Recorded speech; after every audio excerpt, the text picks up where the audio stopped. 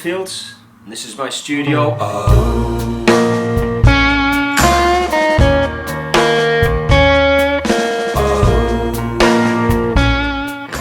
I'm a guitar player, singer-songwriter, originally from the Liverpool area, now based in Dublin. Love breaks the fall, and the fall's just a step away.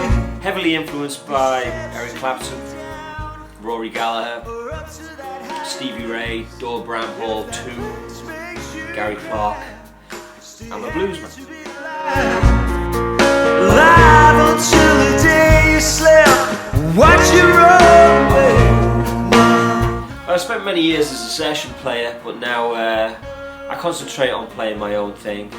There comes a time where you think, is it worth playing music if you're just playing other people's thing and you're not being creative enough? So I decided to take the plunge and just go my own way for a while. It's right to come alive.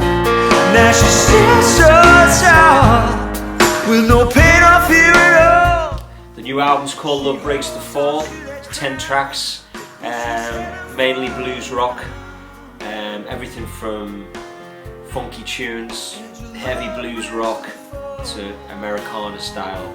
But it's singer-songwriter based with, you'd hope, cool guitar.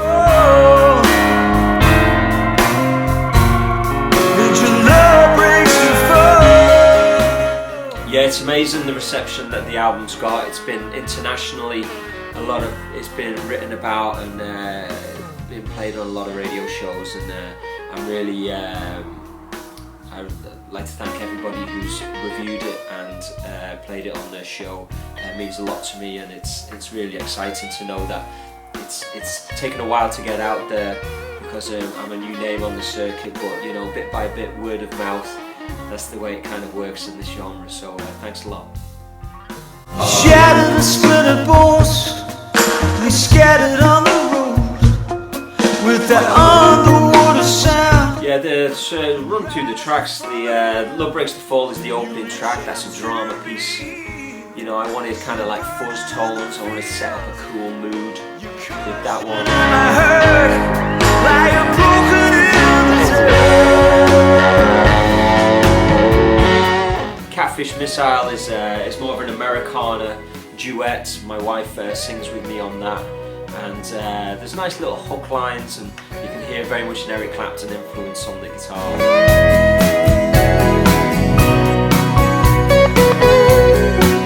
Well, I forgot about the time. The Killing line is a little bit more kind of aggressive. I suppose there's kind of Rory elements, even, like Deep Purple kind of, it's a good rocker. And when we play that live, we really go for it. We kind of incorporate a nice slide feature into that one, so it's a good fun one.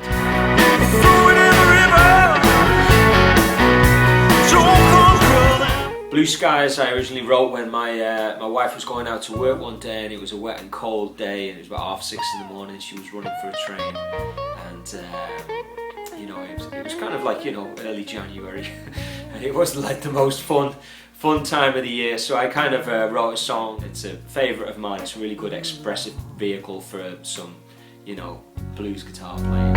For the late nights. No Candle Burns in the Rain is kind of more cinematic.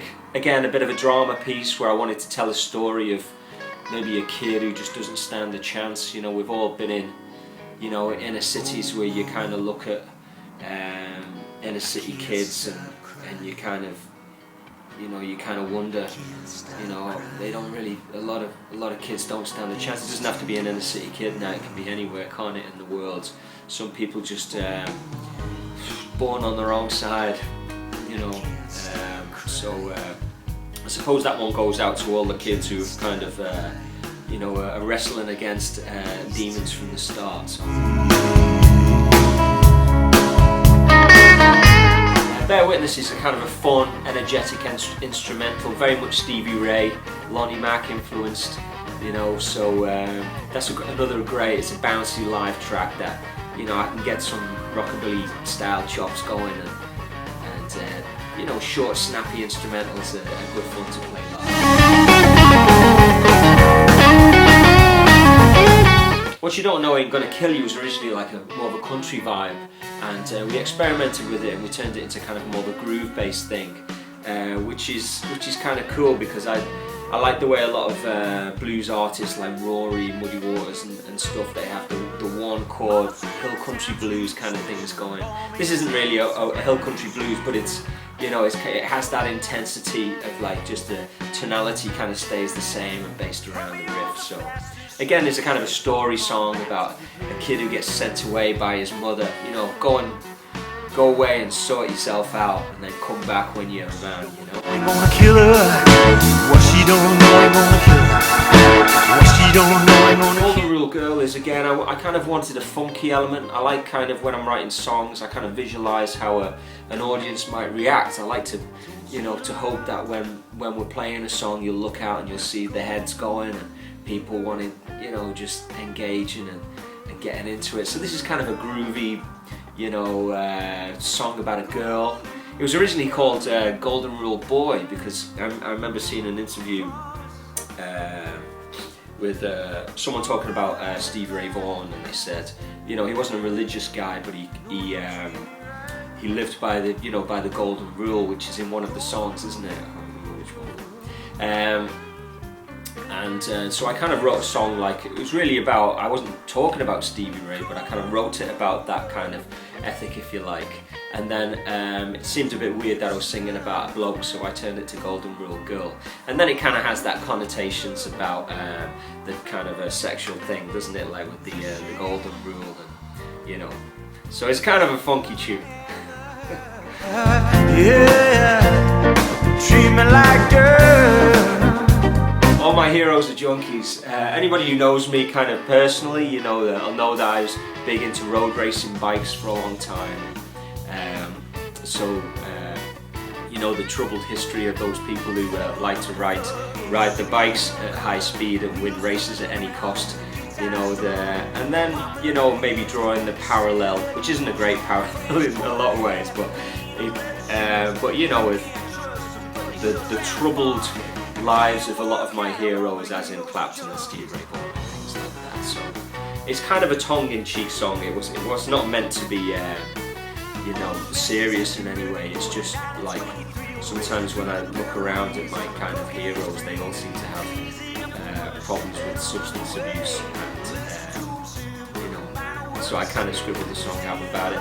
And it's a bit of a fun rock and roller, you know. It's not really to be taken too seriously. Heroes are junkies, yeah. Peace for Joe is a tune that I wrote about a friend of mine, and he died of cancer. He had very aggressive cancer, and it all happened very quickly. So you know, I like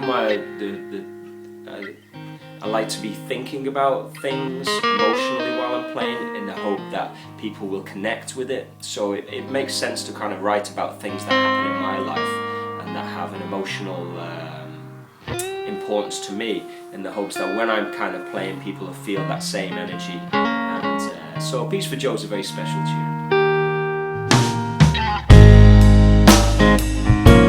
The band I have at the moment is a real killer band.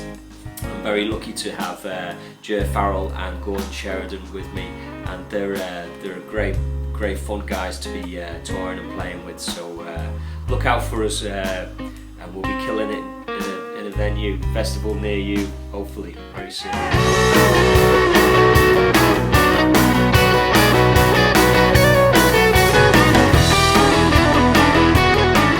Well, there's lots of material ready to roll for future albums, but we're in no real hurry.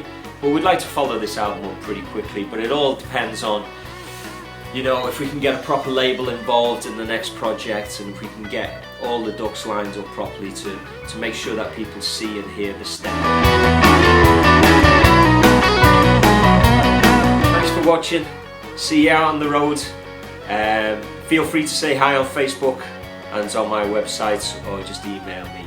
And yeah, keep it burning out there.